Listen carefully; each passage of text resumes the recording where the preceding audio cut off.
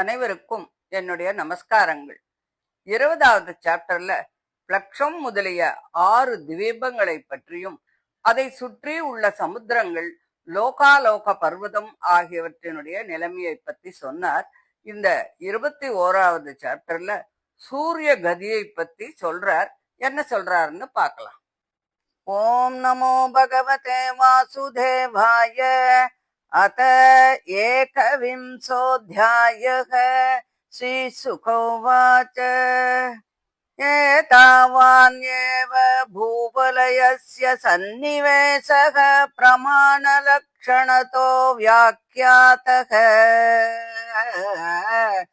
एतेन हि दिवो मण्डलमानं तद्वित उपदिशन्ति यथा द्वितलयोर्निष्पावादीनां ते अन्तरेण अन्तरिक्षं तत् उभयसन्धितम्। यन्मध्यगतो भगवांस्तपतां पतिर्तपन आतपेन त्रिलोकीं प्रतपति अवभासयति आत्मभास स एष उदगयन दक्षिणायन वैषुवत संज्ञाभिः मान्द्यसैग्र्य समानाभिः गतिभिः आरोहण अवरोहण समानस्थानेषु यथा सवनम् अभिपद्यमानो मकरादिषु राशिषु अहोरात्राणि दीर्घह्रस्व समानानि विदत्ते। यदा मेषतुलयोर्वर्तते तथा अहोरात्राणि समानानि भवन्ति।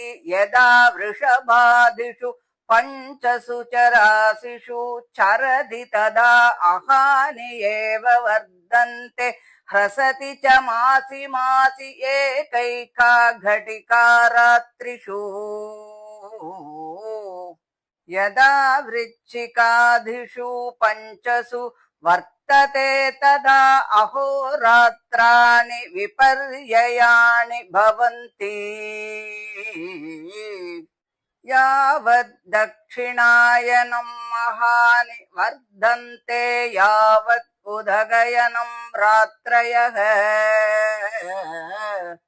एवं नवकोटय एकपञ्चाशल्लक्षाणि योजनानां मानसो उत्तरगिरिपरिवर्तनस्य उपदिशन्ति तस्मिन् ऐन्द्रीं पुरीं पूर्वस्मान्मेरोः देवदानीं नाम दक्षिणतो यां यां स्मयमनीं नाम पश्चात्वारुणीं निम्लोचनीं नाम उत्तरतः सौम्यां विभावरीं नाम तासु उदयमध्याह्न अस्तमय निशीतानीति भूतानां प्रवृत्ति निवृत्ति निमित्तानि समय विशेषेण मेरोः चतुर्दिशम्। तत्रत्यानां दिवसमध्यङ्गत एव सदा आदित्यः तपति सव्येनाचलं दक्षिणेन करोति।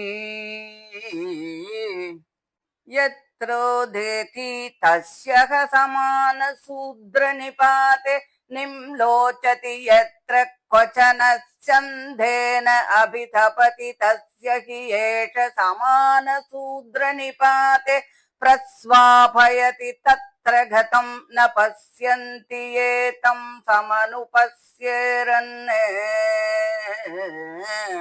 यदा च ऐन्द्रियाः पुर्याः प्रचलते पञ्चदश घटिकाभिः यां यां सपादकोटिद्वयं योजनानां सार्धद्वादशलक्षाणि साधिकानि च उपयाति। एवं ततो वारुणीं सौम्यां ऐन्द्रीं च पुनस्तथा अन्ये च ग्रहाः सोमादयो नक्षत्रैः सह ज्योतिश्चक्रे समभ्युद्यन्ति सह वा निम्लोचन्ति। एवं मुहूर्तेन चतुःत्रिंशत्लक्षयोजनानि अष्टशताधिकानि सौरो रथः त्रयीमयो असौ सतसृषु परिवर्तते पुरीषु यस्य एकं चक्रं द्वादशारं षण्णेमि त्रिणाभि संवत्सरात्मकं समामनन्ति तस्याक्षो मेरोः मूर्धनि कृतो मानसो उत्तरे कृतेतरभागो यत्र प्रोतं रविरथचक्रं तैलयन्त्रचक्रवत् भ्रमन्मानसो उत्तरगिरौ परिभ्रमति तस्मिन् अक्षे कृतमूलो द्वितीयोक्षः तुर्यमानेन संहितः तैलयन्त्राक्षवद् ध्रुवे कृतो परिभागः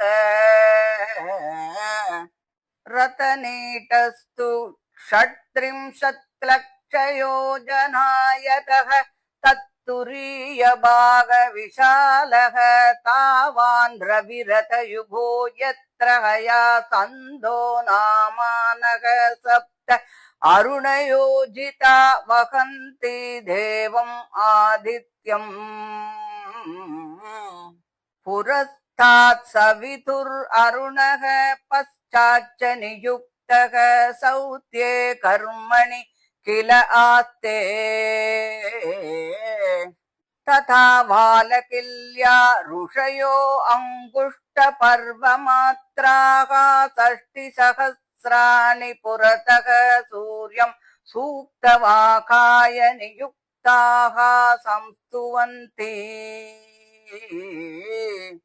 तथा अन्ये च ऋषयो गन्धर्वा अप्सरसो नागा ब्राह्मण्यो यातु दाना देव इति एकैकसो गणाः सप्तशतुर्दशमासि मासि भगवन्तं सूर्यम् आत्मानं नानानामानं कृतं नानानामानः पृथक् कर्मभिः द्वन्द्वस उपासते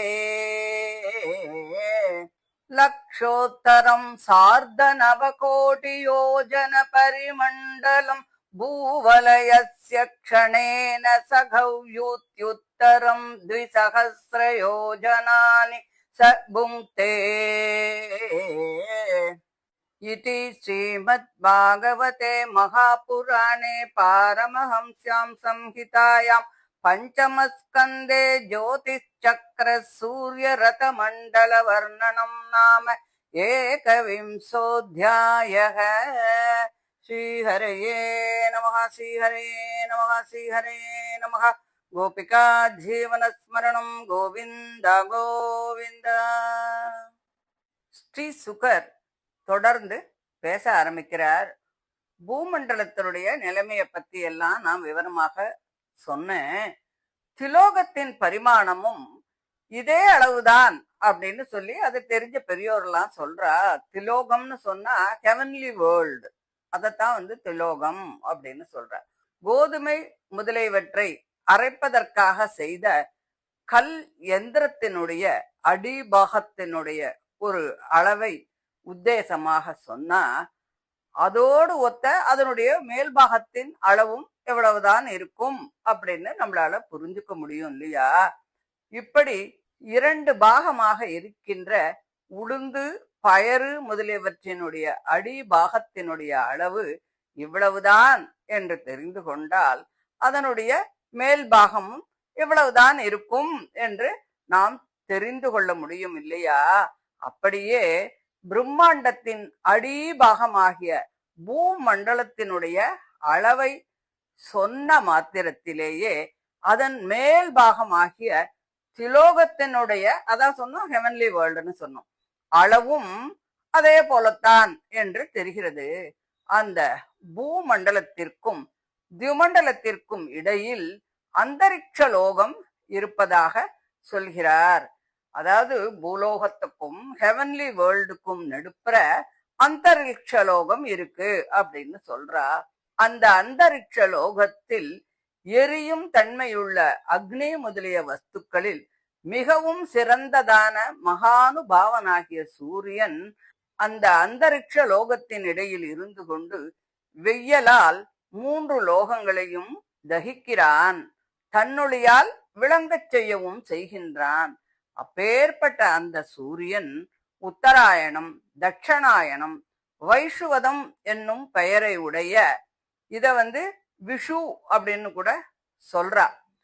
மந்தகதி, சீக்கிரகதி, சமகதி என்று, அதாவது ஸ்லோவா போறது, வேகமா போறது, நார்மல் ஸ்பீடுல போறது ஆகிய இந்த 3 கதிகளால் ஆரோகணம் அதாவது மேல ஏறுறது, அவரோகணம் அதாவது கீழே இறங்கிறது, சமவஸ்தானம் அப்படின்னு சொல்லக்கூடிய மகரம் முதலிய ராசிகளில் பகவானால் ஏற்படுத்தப்பட்ட காலத்தின்படி ஏறுவதும் இறங்குவதுமாக சென்று பகல் இரவுகளை வளர்ந்தவைகளாகவும் குறுகினவைகளாகவும் சமமானதாகவும் செய்கிறான். சில நேரங்கள் பகல் நேரம் கூட இருக்கு, சில நேரம் ராத்திரி நேரம் கூட இருக்கு, சில நேரம் சமமாக இருக்கு இல்லையா?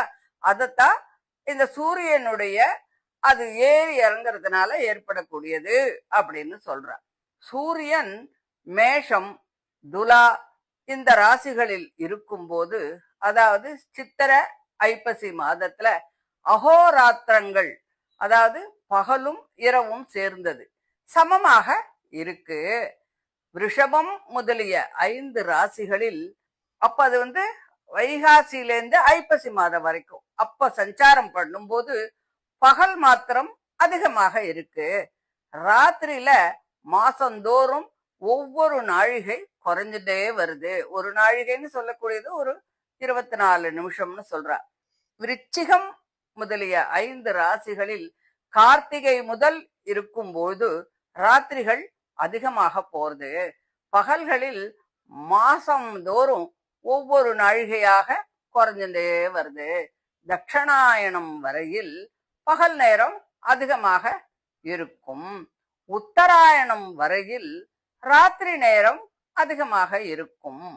மானசோத்தர பர்வதத்தில் இருந்து கொண்டு மேருவை சுற்றி வருகின்ற சூரியன் தினமும் 9,51,00,000 யோஜனைகள் சுற்றி வருகிறான் அப்படின்னு பெரியவாள்லாம் சொல்றா. அந்த மானசோத்தர பர்வதத்திற்கு மேற்கு கிழக்கு திசையில் தேவதானி என்ற இந்திரபட்னம் இருக்கு அப்படின்னும், அதுக்கு தெற்குல சம்சமயமணி அப்படின்னு சொல்லக்கூடிய யமபட்டணம் இருக்கு அப்படின்னும், அதற்கும் மேற்கு திசையில நிம்லோச்சனி என்கிறவருடைய வருணபட்டணம் இருக்கு அப்படின்னும், அதற்கு வடக்கு திசையில விபாவரி என்ற சோமபட்டணம் இருக்கு அப்படின்னும் சொல்றா. மேருவிற்கு 4 புறங்களிலும் உள்ள அந்தந்த தேவதானி முதலிய 4 பட்டணங்களில் காலத்தினுடைய விசேஷத்தினால பூமண்டலத்தில் உள்ள பிராணிகளினுடைய செயலுக்கும் எந்த செயலும் இல்லாமல் இருப்பதற்கும் காரணங்களான அந்த சூரியோதயம், நடுப்பகல், சூரிய அஸ்தமயம், இரவு முதலியன உண்டாகிறது. மேருவுக்கு தென்புறத்தில் இருப்பவர்களுக்கு இந்திரபட்டணமான தேவதானியில சூரியோதயமும், யமபட்டணமான சம்யமனியில மத்தியானமும், வருணபட்டணமான நிம்லோச்சனையில அஸ்தமனமும், சோமபட்டணமாகிய விபாவரியில இரவு நேரமும் உண்டாகிறது. உதயம், மத்தியானம், அஸ்தமயம் இவை பிராணிகளின் பிரவிற்த்தி காலங்கள், அதாவது பிராணிகளுடைய நடமாட்டம் இருக்கக்கூடிய நேரம் அது. அப்போது பிராணிகள் தங்களுடைய தொழில்களை எல்லாம் செய்யறது. இரவுல முன் பின் பாகங்களும் நிவிருத்தி காலங்கள், அப்பொழுது பிராணிகள் உறங்குகிறது. மேருவுக்கு மேற்கு திசையில் இருப்பவர்களுக்கு சம்யமனியை தொடங்கி கிழக்கு முதலிய திசைகள் ஏற்படுகிறது. சூரியோதயங்களும் அதே போன்ற கிரமத்துல தான் உண்டாருது. மேருவுக்கு வடதிசையில் இருப்பவர்களுக்கு நிம்லோச்சனியில் தொடங்கி கிழக்கு முதலிய திசைகளும் உதயாதிகளும் ஏற்படுறது. மேருவுக்கு கிழக்கில் இருப்பவர்களுக்கு விபாவரியில் தொடங்கி கிழக்கு முதலிய திக்குகளும் உதயாதிகளும் ஏற்படுகிறது. மேருவில் இருப்பவர்களுக்கு உதயாதிகள் கிடையாது. சூரியன் அவர்களுக்கு எப்பொழுதும் மத்தியானத்திலேயே இருந்து பிரவൃத்தியை விளைவித்துக் கொண்டு இருக்கிறான். சூரியன் ஆகாசத்திலே தெரியும் பொழுது தன்னை எதிர்முகமாக பார்க்கும் ஜனங்களுக்கு மேரு இடது பக்கமாகவும் தனக்கு வலது பக்கத்திலும் இருக்கும்படி செய்வான். சூரியனை நாம் எந்த இடத்தில் உதிக்க காண்கிறோமோ அதுவே நமக்கு கிழக்கு திசை ஆகும். அந்த நேரத்திலே நமக்கு மேரு பர்வதம் இடது பக்கமாக இருக்கிறது. அதாவது சூரியனுக்கு வலது பக்கத்திலே இருக்கிறது. சூரியன் எந்த இடத்தில் உதிக்கிறானோ அந்த இடத்திற்கு நூல் பிடித்தார் போன்ற நேரான இடத்திலே வந்து சேரும்போது கண்ணுக்கு தெரியாமல் மறைந்து விடுகிறான். அதுதான் அஸ்தமயம். சூரியன் எந்த இடத்தில் இருந்து கொண்டு வேர்வை உண்டாகும்படி மத்தியான வேளையை விளைவித்து எரிகின்றானோ அந்த இடத்திற்கு நூல் பிடித்தார் போல நேரான இடத்திலே போய் சேரும்போது அது அர்த்தராத்திரியாக பிராணிகள் உறங்கும்படியாக செய்கிறான். சூரியனுடைய உதயத்தையும் அஸ்தமயத்தையும் பார்க்கின்றவர்கள் தங்களுக்கு அர்த்தராத்திரியை விளைவிக்கும் சூரியனை பார்க்க முடியாது. யமதிக்கில் இருக்கின்றவர்களுக்கு சூரிய உதயமாகும் பொழுது இந்திர திக்கில் இருக்கின்றவர்களுக்கு அது மத்தியானமாக இருக்கும். வருண திக்கில் அர்த்தராத்திரியாக இருந்தால் யமதிக்கில் அது மத்தியான பொழுதாக இருக்கும். இந்திர திக்கில் அது அஸ்தமயம், வருண திக்கில் உதயம், சோம திக்கில் அர்த்தராத்திரம். யமதிக்கில் அஸ்தமயமாகும் போது இந்திர திக்கில் அது அர்த்தராத்திரம், வருண திக்கில் மத்தியானம், சோம திக்கில் அது சூரியோதயம். யமதிக்கில் அர்த்தராத்திரி ஆகும் பொழுது இந்திர திக்கில் அது உதயம், வருண திக்கில் அது அஸ்தமயம், சோம திக்கில் அது மத்தியாகனம். சூரியன் இந்திர பட்டணத்தில் இருந்து புறப்பட்டு 15 நாழிகைக்குள் 2,37,75,000 யோஜனைகள் கடந்து யமபட்டணத்தை போய் சேருகிறான். யமபட்டணத்தில் இருந்து புறப்பட்டு அதே நாழிகைக்குள் அவ்வளவு யோஜனைகள் கடந்து வருணபட்டணம் வந்து சேருவான். அப்படி சோமபட்டணத்திற்கும் இந்திர பட்டணத்திற்கும் போவான். அங்கிருந்து மறுபடியும் முன் போலவே சுற்றி கொண்டு வந்து விடுவான். மற்ற சந்திரன் முதலிய கிரகங்களும் அஸ்வினி முதலிய நட்சத்திரங்களும் மற்ற சாதாரண நட்சத்திர கூட்டங்களும் அங்கே உதிப்பதும் அஸ்தமிப்பதுமாக இருக்கிறது. இப்படி வேத ஸ்வரூபமாக உபாசிக்க தகுந்த சூரிய ரதமானது ஒரு முகூர்த்த காலத்திலே, அதாவது சுமார் ஒரு 1.5 மணி நேரத்துல 34,800 யோஜனை தூரம் தேவதானி முதலிய 4 பட்டணங்களிலும் சுற்றி வருகிறது. அந்த ரதத்தின் ஒரு சக்கரம் 12 இலைகளும் 6 கட்டுகளும் 3 நாபிகளும் உடையது. அதை சம்வத்சர ஸ்வரூபமாகவும் 12 இலைகளை 12 மாதங்களாகவும் 6 கட்டுகளை 6 ருதுக்களாகவும் 3 நாபிகளை சாதுர்மாசியங்களாகவும் உபாசனை செய்கிறார்கள். அந்த ரதத்தினுடைய அச்சானது, அதாவது ஏற்காலானது மேருவினுடைய நுனியிலே கட்டப்பட்டு இருக்கிறது. அந்த ரதத்தின் மற்றொரு பாகம் மானசோத்தர பர்வதத்தில் 50,000 யோஜனைகளுக்கு மேலே கட்டுண்டு இருக்கிறது. சூரிய ரதத்தினுடைய சக்கரமானது அந்த மற்றொரு பாகத்துல கோக்கப்பட்டு ஒரு தைல யந்திரம் போல மானசோத்தர பர்வதத்தின் மேலே சுற்றி வருகிறது. இரண்டாவது அச்சில் இருக்கும் ஏர்க்கால் அந்த சக்கரத்தின் ஓரத்தில் ஸ்தாபிக்கப்பட்டிருக்கும். முதல் ஏர்க்கால் மேருவிலிருந்து மானசோத்தரம் வரையில் நீண்டு இருக்கும். அது 1,57,50,000 யோஜனை அளவு உடையது. இரண்டாவது ஏர்க்கால் அதில் 4ல் ஒரு பாகம்தான் உடையது. அதாவது 39,37,500 யோஜனை அளவை உடையது. அதன் மேல் பாகம் திருவனிடத்தில் தைல யந்திரத்தின் ஏர்க்கால் போல கட்டுண்டு இருக்கிறது. அந்த ரதத்தில் உட்காரும் இடம் 36 லட்ச யோஜனை நீளம் உடையது. அந்த சூரிய ரதத்தினுடைய நுகத்தடியும் 9 லட்ச யோஜனை நீளமுடையது. அதில் 7 குதிரைகள் அருணனால் கட்டப்பட்டு இருக்கிறது. அவை காயத்ரி, உஷ்ணிக், அனுஷ்டுப், பிருவாதி, பங்கி, திருஷ்டுப், ஜகதி முதலிய சந்தங்களின் நாமங்களை உடையவை. சூரியனை அவை போக வேண்டிய இடத்திற்கு கொண்டு போய் சேர்க்கிறது. அருணன் சூரியனுக்கு முன்னே மேற்கு முகமாக குதிரைகளை நடத்தும் தேரோட்டியாக இருக்கிறான். அப்படியே கட்டை விரல் கனிவினுடைய அளவு உயரமுடைய வாலகில்யர் என்று பிரசித்தி பெற்ற 60,000 ரிஷிகள் நல் உரைகளை சொல்லும்படி நியமிக்கப்பட்டு சூரியனுக்கு முன்னே அந்த ரதத்திலே இருந்து கொண்டு சூரியனை சோஸ்திரம் செய்கிறார்கள்.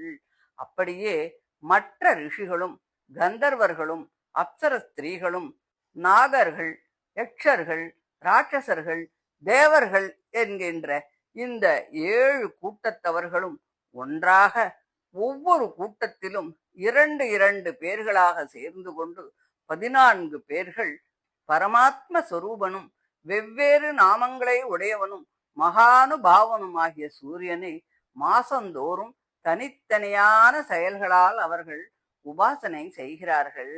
இப்படி பூமண்டலம் 9,51,00,000 யோஜனை சுற்றளவை உடையது.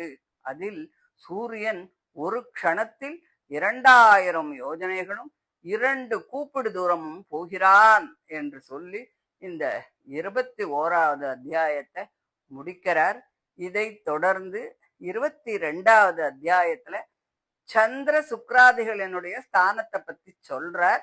அதை நம்ம அடுத்த ஆடியோவில் பார்க்கலாம். தேங்க்யூ.